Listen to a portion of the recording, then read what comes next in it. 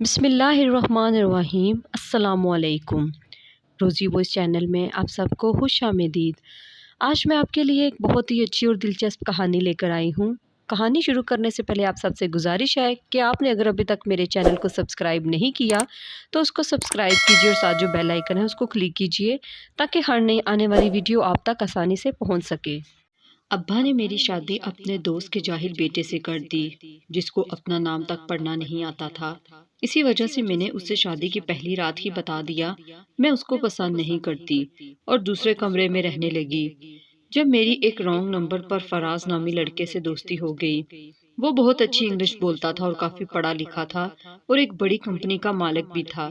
اس نے مجھے شادی کے لیے پروپوز کیا تو میں نے لڑ جھگڑ کر اپنے شوہر سے طلاق لے لی اور فراز کے آفس گئی۔ ہم دونوں آج پہلی دفعہ مل رہے تھے۔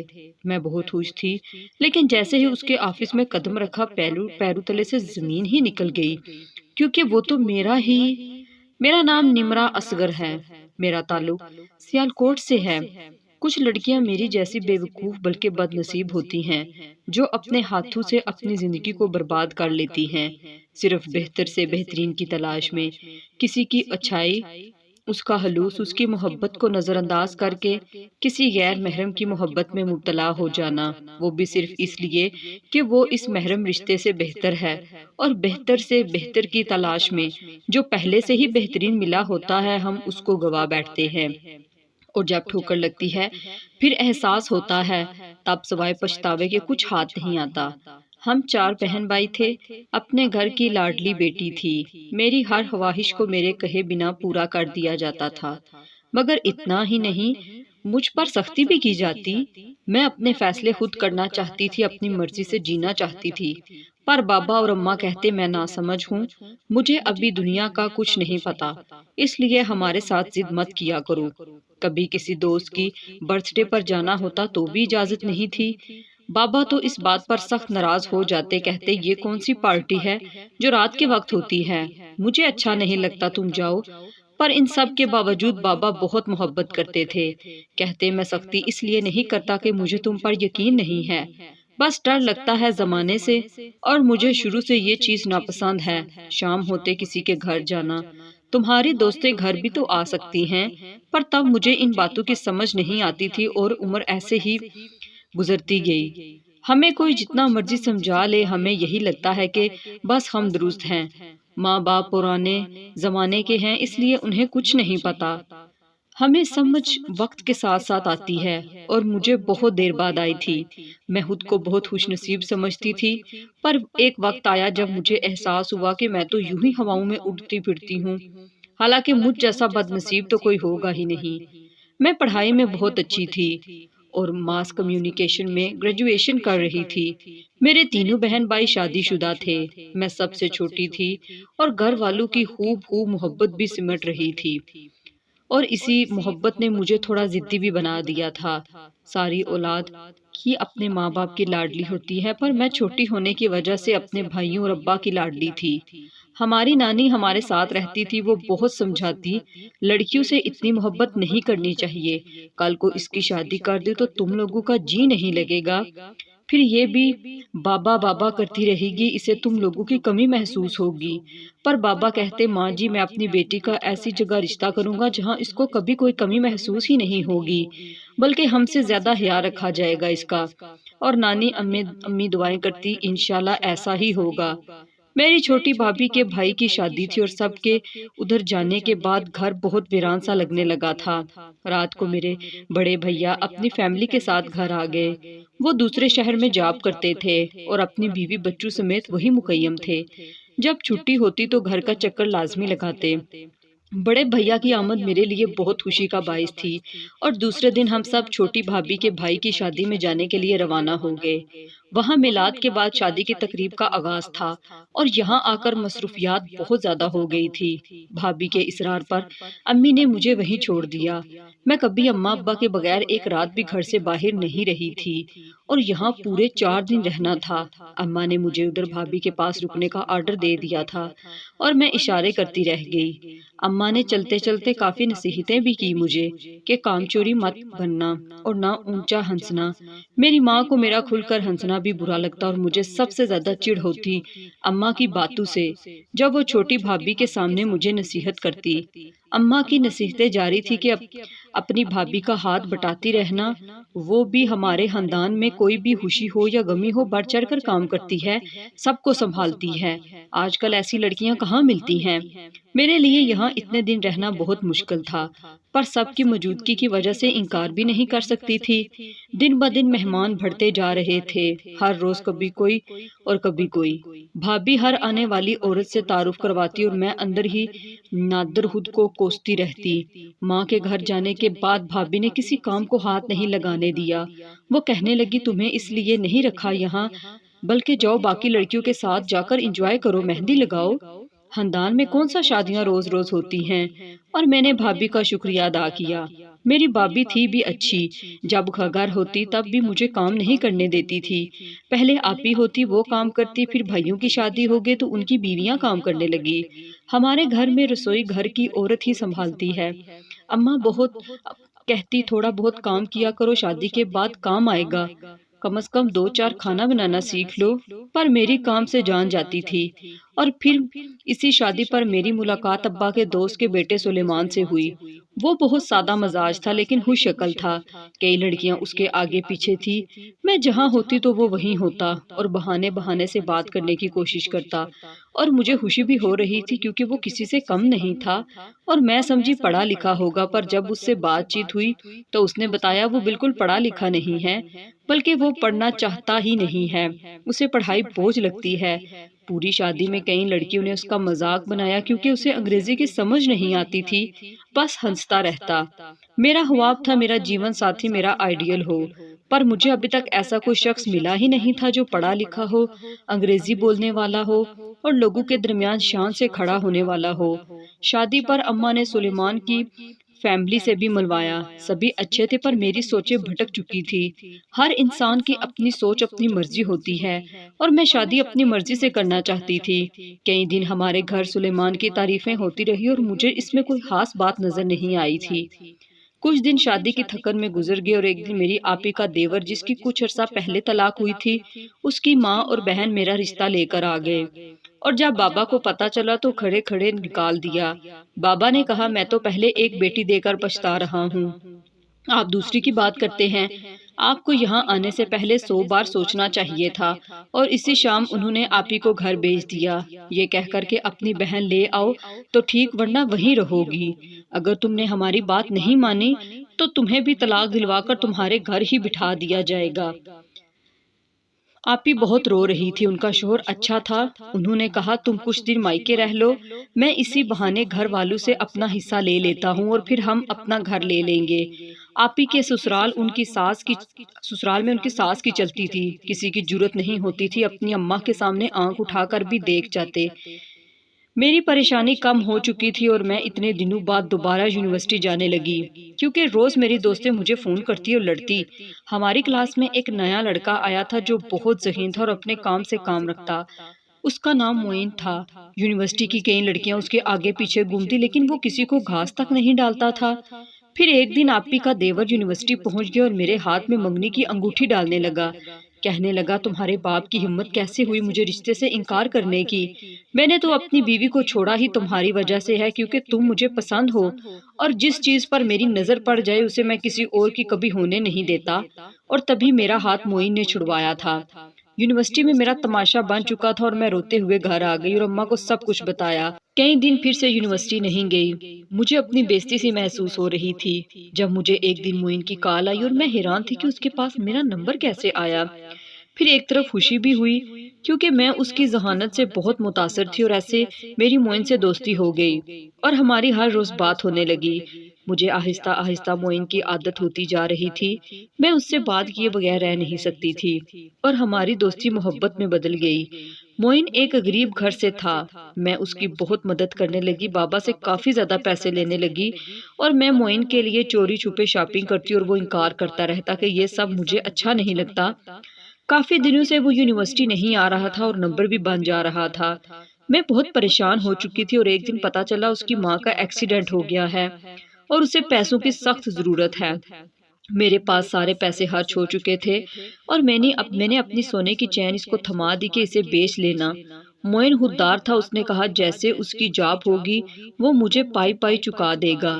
اور جب ایک دن دوبارہ آپی کے سسرال والے آئے تو بابا نے کہا آپ کا بیٹا جو حرکت کر چکا ہے، شکر کریں ابھی تک میں نے اسے زندہ چھوڑا ہوا ہے، اور ویسے بھی میں اپنی بیٹی کا رشتہ اپنے دوست کے بیٹے سلیمان سے کر چکا ہوں، بار بار آپ لوگ اس گھر کی دہلیز پر مت آیا کریں۔ جب یہ بات مجھے پتا چلی تو میرا رونا دھونا شروع ہو چکا تھا۔ اماں کو بتایا میں کسی اور کو پسند کرتی ہوں، بابا کیسے مجھ سے پوچھے بنا میرا رشتہ اس جاہل سے طے کر رہے ہیں۔ اب میں بڑی ہو چکی ہوں، کم از کم مجھے اپنی زندگی کا فیصلہ تو خود کر لینے دیں۔ بابا نے یہ بات سن لی اور کہا تمہاری پوری زندگی کا فیصلہ ہے، اسی لیے یہ فیصلہ میں نے بہت سوچ سمجھ کر کیا ہے، اور جس لڑکے کا تم کہہ رہی ہو تمہیں کیا لگتا ہے میں انجان ہوں ان سب باتوں سے؟ میں سب کچھ جانتا ہوں اور اس لڑکے کو بھی، کیونکہ میری ملاقات اس سے پہلے ہی ہو چکی ہے، اور وہ تمہارے لائق نہیں ہے۔ اب آرام سے گھر بیٹھو اور اپنا دماغ درست کرو۔ سلیمان ہر طرح سے تمہارے قابل ہے، اس میں ہر وہ خوبی ہے جو ایک اچھے شوہر میں موجود ہوتی ہے، اور ابا نے میری شادی اپنے دوست کے جاہل بیٹے سلیمان سے کر دی جس کو اپنا نام تک پڑھنا نہیں آتا تھا۔ اسی وجہ سے میں نے شادی کی پہلی رات ہی اسے بتا دیا تھا کہ میں اس کو پسند نہیں کرتی اور دوسرے کمرے میں رہنے لگی۔ وہ دن رات میرے آگے پیچھے پھرتا، میرا بہت حیا رکھتا، کبھی خود میرے لیے کھانا بنا کر لاتا۔ وہ کہتا اسے مجھ سے محبت ہے، جب شادی میں دیکھا تھا تبھی فیصلہ کر لیا تھا تم ہی میری بیوی بنو گی، اور میں اس کو باتیں سنا دیتی اور پھر بھی وہ مسکرا دیتا۔ میں نے اس کی بہت انسلٹ کی اور ایک رات جب میں کھانا کھائے بغیر سو گئی تو اس نے دروازے پر زور زور سے دستک دینا شروع کر دی اور کہا جب تک کھانا نہیں کھاؤ گی میں دستک دیتا رہوں گا، تمہاری وجہ سے میں بھی بھوکا بیٹھا ہوں۔ اس کی اس بات پر مجھے بہت غصہ آ گیا اور میں نے کہا تم کیوں مجھے چھوڑ نہیں دیتے؟ مجھے تمہارے ساتھ رہتے گھٹن ہوتی ہے۔ میرے شوہر نے کہا کیا کمی ہے مجھ میں، تمہیں جتنا وقت لینا ہے لے لو۔ میں نے کہا تم میں خوبی بھی کیا ہے، پڑھے لکھے تو تم ہو نہیں اور جائیداد ایک اچھا گھر تمہارے پاس نہیں ہے، اور میں ایسے شخص کے ساتھ نہیں رہ سکتی جس کو مجھے ہی کما کر کھلانا پڑے، اور ہاتھ جوڑ دیے اس کے آگے کہ بس کر دے، تم میں کوئی عزت نفس بھی ہے یا نہیں جو ہر بار مجھ سے ذلیل ہونے آ جاتے ہو؟ میرے شوہر نے کہا محبت کرنے والوں کی کوئی عزت نفس نہیں ہوتی، میں تم سے محبت کرتا ہوں، تم میری بیوی ہو، تم جیسے چاہو گی میں ویسا بن جاؤں گا، میں تم سے کچھ نہیں مانگتا اور نہ ہی اپنا حق جتلاؤں گا، ہم دوست بن کر بھی تو رہ سکتے ہیں نا، جب تک مجھے سمجھ جاؤ، جب تمہیں لگے تم نہیں رہ سکتی میرے ساتھ چلی جانا، میں تمہیں نہیں روکوں گا۔ پر میں نے اس کے منہ پر دروازہ بند کر دیا۔ مجھے بہت غصہ تھا، ایک میرے باپ نے جس نے ساری عمر مجھے اتنا پیار دیا، ایک جاہل کے پلو سے باندھ دیا۔ جینے کے لیے صرف اچھی شکل کا ہونا ضروری نہیں ہے، پڑھا لکھا ہونا اور اپنے پیروں پر کھڑا ہونا بھی ضروری ہوتا ہے۔ میں سارا دن سوئی رہتی، میرا شوہر ہی ناشتہ بناتا، کام والی آتی گھر کی صفائی کرتی اور چلی جاتی، کھانا کبھی ہوٹل سے آ جاتا اور کبھی میری ساس بھیج دیتی۔ میں اپنے مائکے تک نہیں گئی تھی، اچھی بھلی جاب مل رہی تھی، مجھ میں کیا کمی تھی؟ جس دن میری شادی تھی میں نے اپنے باپ اور بھائیوں کو بتا دیا تھا میں کبھی اس گھر میں واپس قدم نہیں رکھوں گی، آپ لوگوں نے میرے ساتھ اچھا نہیں کیا، اور بابا نے کہا تمہاری کوئی دھمکی مجھ پر اثر نہیں کرے گی، جب سلیمان ایک ہیرا ہے اور سب سے بڑی بات تم سے محبت کرتا ہے، تم اس کی خوبیوں کو دیکھو، جب تم اسے جان جاؤ گی تو خود ہی اس سے محبت کرنے لگو گی۔ لیکن مجھے وہ کسی بھی صورت قبول نہیں تھا۔ میں شادی کے بعد اپنے مائکے نہیں گئی، شادی کے بعد 2-3 دفعہ اماں مجھ سے ملنے آئی، انہوں نے سمجھایا اپنے شوہر کی قدر کرو، وہ تمہارا بہت حیا رکھتا ہے، تمہیں آج تک اس نے کچھ نہیں کہا، ورنہ کسی کام کو تم ہاتھ نہیں لگاتی تو وہ تمہیں کھری کھری سناتا۔ اس نے تو تمہیں گھر کی ملکہ بنا کر رکھا ہے۔ لیکن مجھے وہ کسی صورت قبول نہیں تھا، کیونکہ جیسا میں نے لائف پارٹنر سوچا تھا وہ بالکل بھی ویسا نہیں تھا۔ لیکن میرا شوہر سلیمان، اس میں کوئی خوبی نظر نہیں آ رہی تھی، بس شکل صورت اچھی تھی اور وہ ایک ان پڑھ شخص تھا جسے میں اپنے دوستوں کے درمیان لے کر بھی نہیں جا سکتی تھی۔ میری دوستیں امیر گھروں سے تھی اور دوسرا وہ زیادہ انگلش میں بات کرتی تھی، اور سلیمان کو تو اپنا نام تک پڑھنا نہیں آتا تھا۔ اسی وجہ سے میں گھر میں قید ہو کر رہ گئی۔ میرا شوہر بہت کوشش کرتا میں خوش رہوں، مگر میں اس سے الگ رہنا چاہتی تھی۔ میں نے بھی ابھی تک اپنے شوہر کو قبول نہیں کیا تھا جب ایک دن میری ساس گھر آئی اور کہنے لگی، بہو بس جلدی سے پوتے یا پوتی کا منہ دکھاؤ۔ میرا ایک ہی بیٹا ہے اور میں اپنے بیٹے کے بچوں کے ساتھ وقت گزارنا چاہتی ہوں، کہیں ایسا نہ ہو ان کو دیکھے بغیر ہی مر جاؤں۔ میرا ان کی بات سن کر دماغ گھوم گیا۔ میں نے کہا، آنٹی مجھے معاف کریں، اگر اتنا شوق ہے پوتے یا پوتی کا منہ دیکھنے کا تو اپنے بیٹے کی دوسری شادی کروا دے اور مجھے بخش دے، کیونکہ مجھے آپ کا بیٹا کسی بھی صورت قبول نہیں ہے۔ سلیمان نے مجھے بہت سمجھایا تھا کہ ہمارے بیچ جو چل رہا ہے اسے گھر والوں کے سامنے مت لانا، یہ ہمارا مسئلہ ہے اور ہم مل بیٹھ کر حل کریں گے۔ لیکن میں نے کبھی بھی اس کی بات نہیں مانی تھی۔ میری ساس چلی گئی تو میرے شوہر نے کہا، تم نے اچھا نہیں کیا، کسی ایک بات کا بھرم ہی رکھ لیتی۔ تم میری نرمی کا ناجائز فائدہ اٹھا رہی ہو، تمہیں مجھ پر رحم نہیں آتا۔ میں نے اس سے کہا، اتنے تنگ ہو تو مجھے چھوڑ دو، تم کبھی بھی میرے آئیڈیل نہیں ہو سکتے۔ اور میرا شوہر مجھ سے کہتا کہ تمہارے نزدیک میری محبت میری وفا کچھ نہیں ہے، کیا تم صرف اس بنا پر مجھ سے الگ ہونا چاہتی ہو کیونکہ میں پڑھا لکھا نہیں ہوں؟ اس نے مجھ سے کہا کہ سوچ سمجھ کر بات کیا کرو، کہیں ایسا نہ ہو کہ کل کو تمہیں اپنے فیصلے پر پچھتانا پڑے، اور اگر میں اپنی آئی پر آ گیا تو تم بہت پچھتاؤ گی۔ میں تم سے محبت کرتا ہوں، میں چاہتا ہوں تم اس رشتے کو جتنی جلدی ہو سکتا ہے قبول کر لو۔ اور میں نے اس کو وہیں چھوڑا اور اپنے کمرے میں آ گئی۔ مجھے اب اس گھر میں گھٹن محسوس ہونے لگی تھی، نہ میں اپنے میکے جا سکتی تھی، نہ کسی دوست سے مل سکتی تھی۔